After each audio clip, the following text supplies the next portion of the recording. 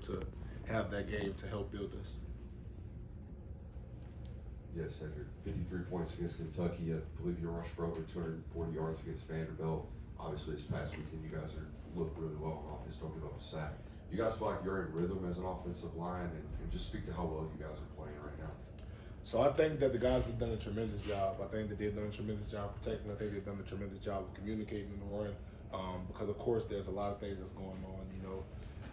That there's there's the game inside of the game, blitzes, schemes, slants, just all types of stuff to try and stop. First and second down progress, right? So it's trying to get you behind the sticks so you're ending up at third and long. So I think we've done a tremendous job of being able to communicate on first and second down what's going on the sideline, making adjustments to try and hinder that, try and stop that a little bit. But I think the most encouraging thing is I think that we've done a tremendous job and we've done a great job.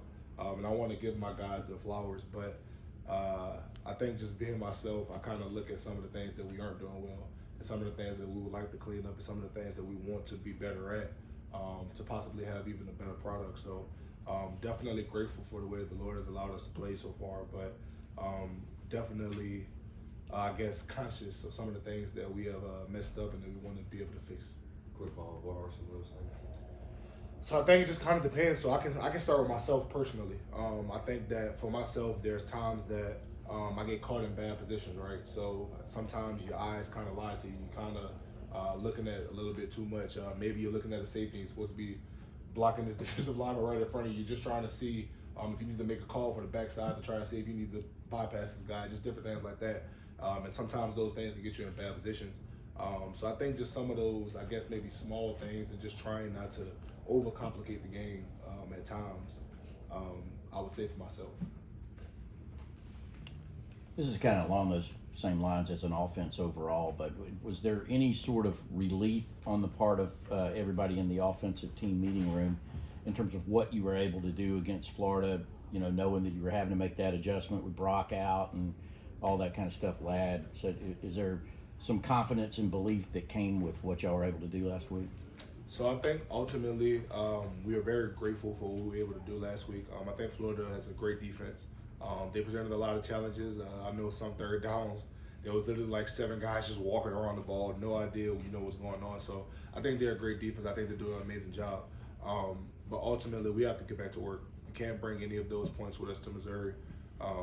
That won't help us this week, what we've done in the past. So I think it's just being humble enough to understand that you may have had I guess, relatively good game, but ultimately it's time to get back to work. Sedrick, what did you see from Lawson against Florida and just the progress he's made over the course of his freshman year? So I think I've seen the same thing that I saw really just in fall camp. He was a guy that when you first saw him, he kind of pops, he kind of flashes to you that guy will be a good player if he continues to work and just stay true to who he is. I was really impressed by what he was able to do. I don't think he played perfect, but what I do think is I think he gave tremendous effort. I think he knew what he was doing, and I think that he was always in the right position to be able to make those plays. And that's really half the battle when it comes to football, is being able to know what to do and being in those positions to possibly be able to make those plays. So I think Lucky is a tremendous player, and I'm really happy for what I've seen from him. You're a veteran, been around, played in a lot of big games. What is the mindset? There's this Georgia standard, and it's about you guys and nothing else. But yet everybody that's on your schedule wants to take their shot. Number one, 2-time defending national champion. So just the mindset of preparing that every week. Missouri's coming in highly ranked, and just they're going to give you their best shot. Just your mindset of preparing for that. So I think that the first thing is taking all of that out, right? Taking away the previous championships, taking away the previous games won, all of that. And I think when you break it down to who Missouri is as a team, they're a great football team. So seeing some things on them, haven't had a chance to fully break down their film yet. But of course, being a fan of football, you watch and you look, and you just kind of pay attention. And they have an amazing football team. They're doing some amazing things on offense, on defense. They're creating a lot of havoc. They really like to bring a lot of cover zero and different things like that to create some of those issues for the offense. So I think they're a great team, and when you take away all of the previous accolades and all of that stuff, you have to break it down to it's us versus them. And that's just kind of the bottom line. It's just understanding your opponent, understanding what they're trying to do, and having the level of respect for them that they deserve, because they've been a tremendous team this year, and they will continue to be a tremendous team because they're a great team. So I think it's just understanding that none of that stuff can come with you.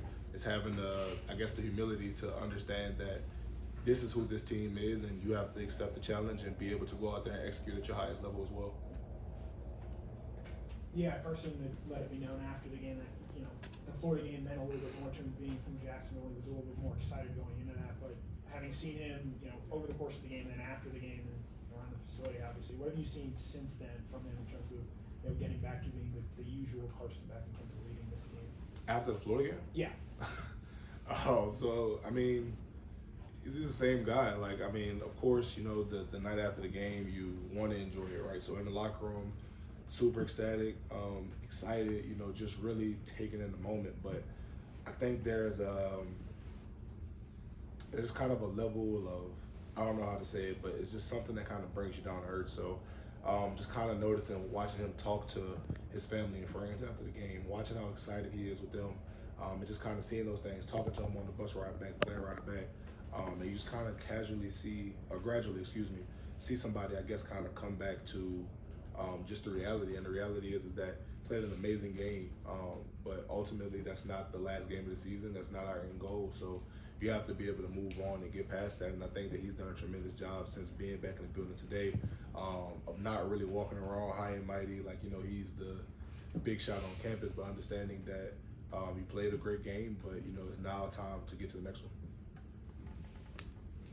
Interesting age we live in with the transfer portal and everything. Dominic Lovick this week goes against his old team he just left. Two questions, what have been your observations of just Dom overall, how he's fit in and being part of this team now? And then have you talked to him? Do you sense anything with him getting ready, being particularly excited about playing his old team?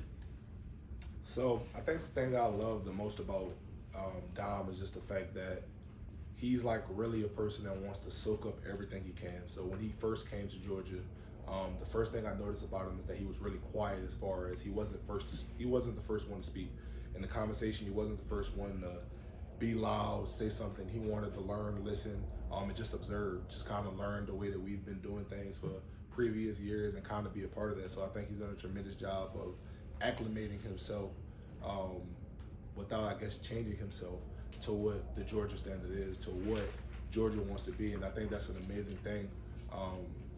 And I love that about him, is because he wants to learn, he wants to do it right, he wants to win. And that's something that you can't coach, not something that you can instill in somebody. It has to be natural. So I absolutely love that about him. But I'm sure, he wants to play well in this game, with this being his old team. But ultimately, I do know Dom, and I do know that winning the game is more important to him than anything. So if he has to play the game and he gets 0 receptions, 0 targets, whatever it may be, but we win the game, I know Six will be happy. 2 more questions, please. Missouri's defensive line ranks in the top half in tackles for loss and sacks in the SEC, and they kind of gave y'all a little bit of a fit last year. How are y'all preparing to kind of combat that attack? Well, I think it's still early in the week.